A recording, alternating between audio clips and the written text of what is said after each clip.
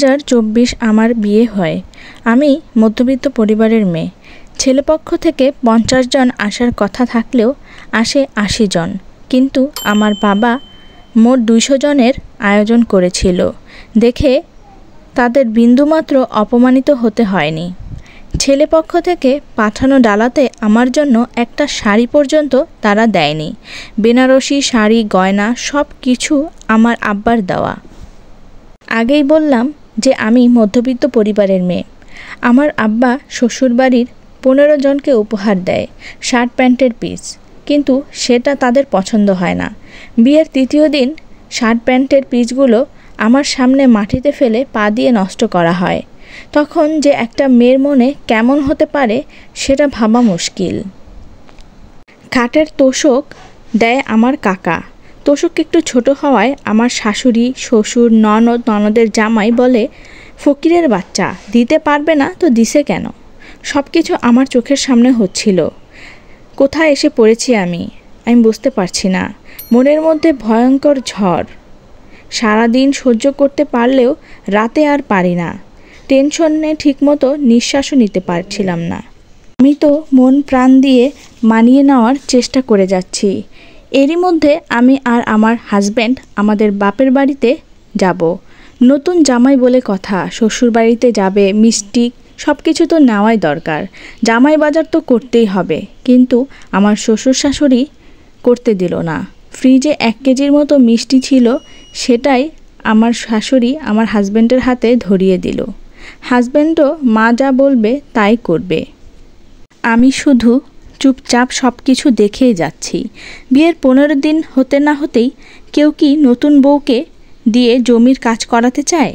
জমিতে গিয়ে ধান মাড়াই করা লাগতো আমাকে বলতেও সরাসরি, চলো জমিতে গিয়ে কুমড়ো শাক তুলতে হবে। না বললে শাশুড়ি জঘন্য ভাষায় গালাগালি শুরু করত। সেই ভোর 5টায় উঠে সব কাজ শেষ করে রান্নাবান্না করতাম। তারপরও আমার বাসায় শাশুড়ি ফোন দিয়ে বলতো, আপনার মেয়ে 9টার আগে ঘুম থেকে ওঠে না।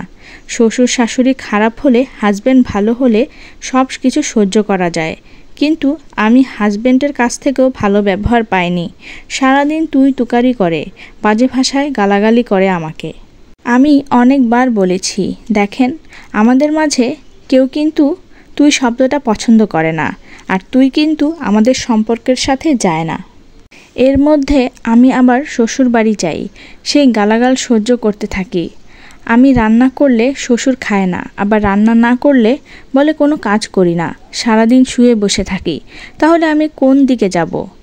একটা বাড়ির বউয়ের যে সব কাজ করার সব কিছুই আমি করতাম, কিন্তু তাদের মনের মতো হয়ে উঠতে পারছিলাম না। তারা বুঝতো জমির কাজই সব, ঘর গোছানো রান্নাবান্না এগুলো কোনো কাজ না। খাওয়া শেষে নোংরা থালাবাসন ধুয়ে পরিষ্কার করে রাখি, তাও দোষ, সারাক্ষণ থালাবাসন ধুয়ে পানি নষ্ট করে বিদ্যুৎ বিল উঠাই। একদিন সকালে সবার খাওয়া শেষে রুম পরিষ্কার করে আমার রুমে শাশুড়ি শুয়েছিল। আমি তার পাশে গিয়ে শুয়েছিলাম। ঘুমাইনি, এত ক্লান্ত লাগছিল যে চোখ বন্ধ করে শুয়েছিলাম। শাশুড়ি উঠে রুমের ফ্যান বন্ধ করে বাইরে চলে গেল। কতটা খারাপ হলে মানুষ এমনটা করতে পারে, সেই আমি সহ্য করতে না পেরে আমার বাবার বাড়ি ফোন দিয়ে সব কিছু বলে দিই যে তারা আমার সাথে কীরকম ব্যবহার করে। 2 দিন পর আমার নানা গিয়ে আমাকে নিয়ে আসে। বাসায় আসার পর আমার হাজব্যান্ডকে সব কিছু বলি, কিন্তু সে আমাকেই দোষ দেয়, বলে তুই জমিতে গিয়ে কাজ করলেই তো পারিস। তখন আমি আর কিছুই বলি না। আমার প্রতি তার বেশি আগ্রহ ছিল না, কারণ আমি কালো। তার সাথে আমাকে মানায় না, সব কিছুতে আমাকে অপমান করত। বিয়ের আগে সে আমাকে প্রথম দেখেছিল, তখনও কিন্তু আমি কালোই ছিলাম। শ্বশুর শাশুড়ির ননদ বিয়ের আগে যে কতবার দেখেছিল, তখন নাকি আমি ফর্সা ছিলাম। 25শে মে আমার মামার হালখাতা ছিল। আমার শ্বশুরবাড়ির সবাইকে দাওয়াত দেওয়া হয়, সবাই আসেও, আবার খাওয়া দাওয়াও করে। খাওয়া দাওয়া শেষে আমাকে আমার বড় মামি, আমার মেজো মামি, আমার ননদ জামাইয়ের সব কিছু বলে দেয়, কারণ ননদ জামাই ছিল সেই বাড়ির মুরব্বি। জামাইকে সব কিছু বলার জন্য আমারে শ্বশুর শাশুড়ি সবাই আমার ওপর আরও বেশি রেগে যায়। সবার অরুচিকর ব্যবহারে আমার হাজব্যান্ডকে আমি বললাম, আপনি আমাকে আপনার কাছে নিয়ে যান। সে বলল, ঢাকায় আসার স্বাদ মিটিয়ে দিব, এমনভাবে গুম করে ফেলবো যে কেউ তোর হাড্ডি পর্যন্ত খুঁজে পাবে না। এসব কিছু শোনার পর আমার আব্বা আমার শ্বশুরের কাছে বলে, আমার মেয়েকে আমি আর পাঠাবো না, যেখানে আমার মেয়ের সম্মান নেই। এর পরের দিন 10 জন হঠাৎ করে সকালে এসে আব্বা ও আমার কাকার কাছে এসে সব ভুল স্বীকার করে।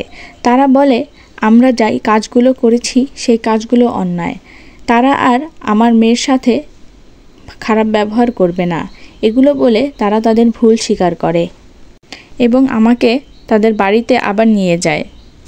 আর এই যাওয়াটাই ছিল আমার জীবনের সবচেয়ে বড় ভুল।